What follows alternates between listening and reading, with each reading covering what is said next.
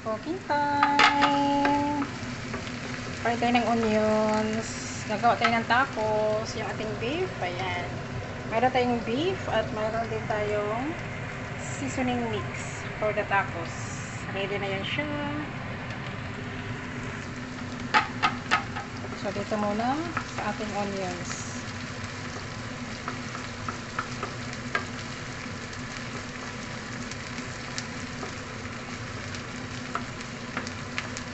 Grabing usok sa ating onions.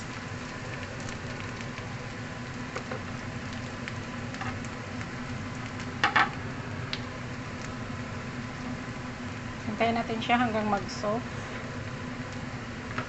bago natin ilagay ang meat or ihalo ko na lang siya doon sa meat kasi maliit lang yung pinaglutuan natin, guys.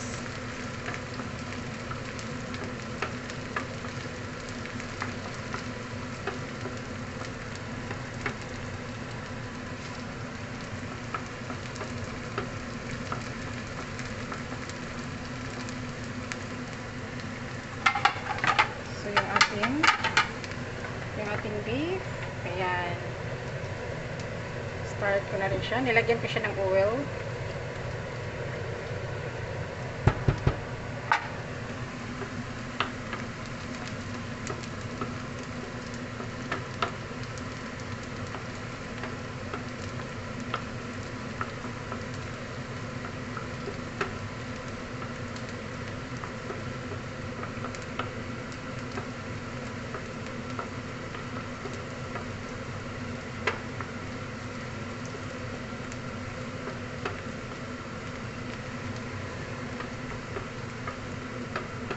Look at that, yung ating onion, perfect, diba, guys?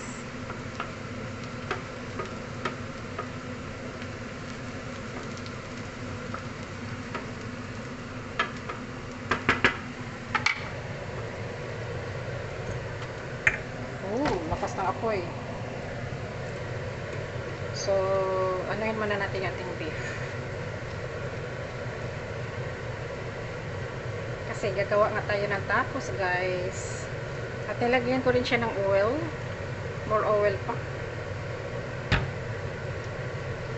Para hindi siya dumikit.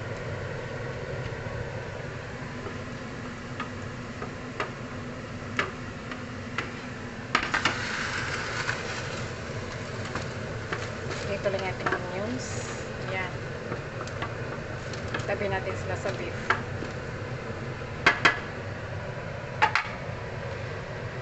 So, I think dito ko na rin siya lutuin, guys. Medyo malayo yung ano dun. Okay. Mas maganda dito.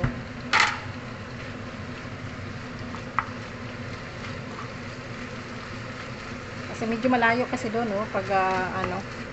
Kaya dito natin gagawin yung ating beef.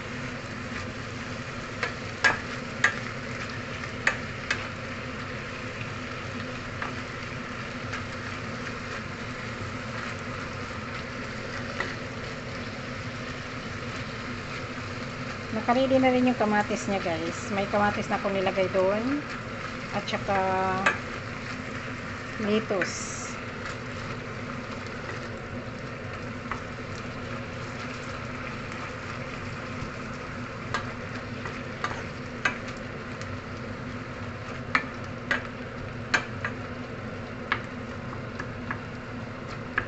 There you go.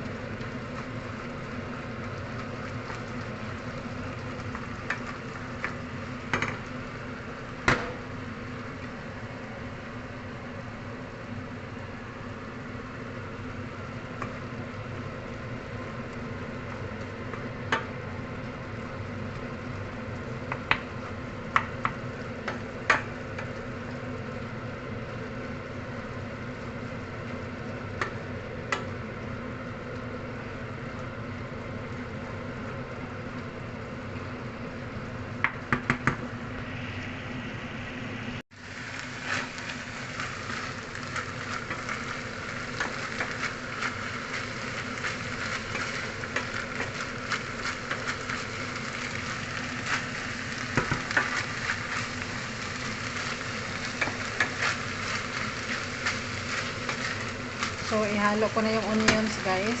Yung ating onions. Oh.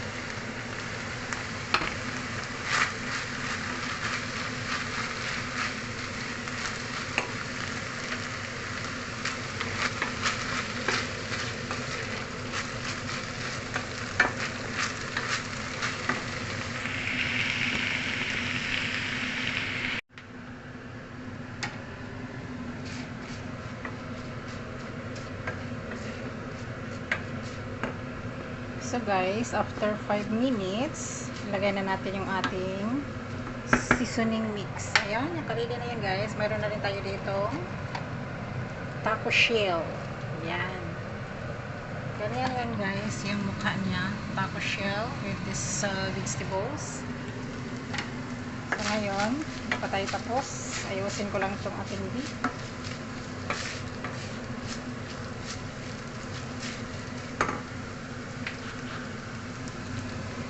At ihalo na natin yung ating sauce. Sesame. Ihalo na natin yung ating seasoning mix. So, mayroon tayo dito taco seasoning mix. Hindi na tayo gagawa ng iba pang ano guys. Alam mo, pwede naman gagawa ka sa sarili mo, yung mga ingredients. Kung mayroon ka naman sa bahay, pwede yun. Kung wala ka, ay sasashi ka na lang para ready to, ano na, hindi mo na kailangan pang maghalo-halo ng mga gamit. Tapos i-mix mo siya, pahinaan mo muna, tapos mamaya konti, lagyan mo ng tubig para to absorb sa ating powder na hinalo. Tsaka pampalambot na rin sa beef.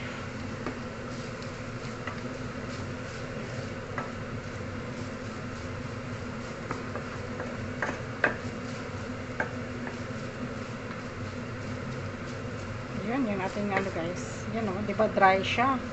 So, maya konti, ilagay natin yung tubig.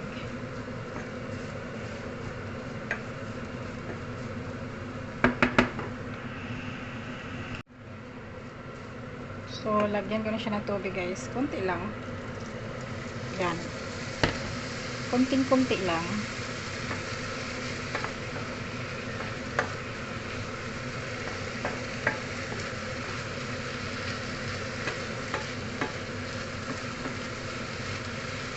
Konti pa.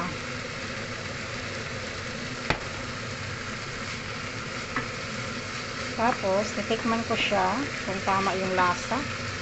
Pag kulang yung sauce niya, I mean yung seasoning mix, kung kulang ng alat, dagdagan natin ng asin. Asin lang.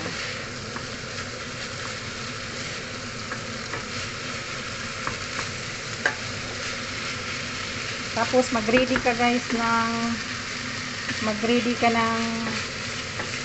cheese, lettuce, and kamatis.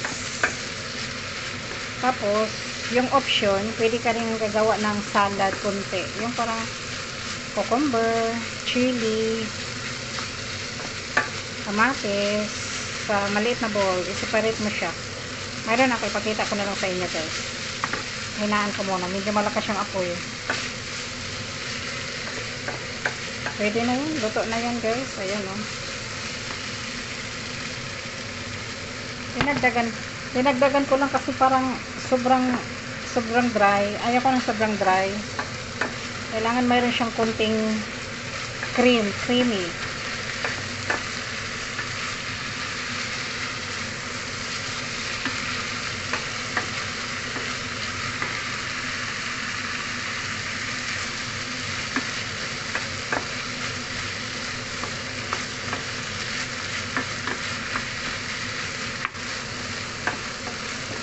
Luto na yung ating beef tacos. Pwede na to guys. Yan, medyo basa-basa siya. Kasi kailangan talaga, hindi, pangit din kasi yung over yung dry niya. Hindi maganda. So, off ko na yung ating, at ipakita ko sa inyo guys yung ibang ingredients ng ating tacos.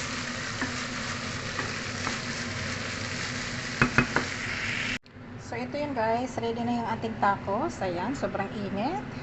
I mean beef. Ito yung ilagay natin sa tacos guys. Tapos mayroon tayong taco shell.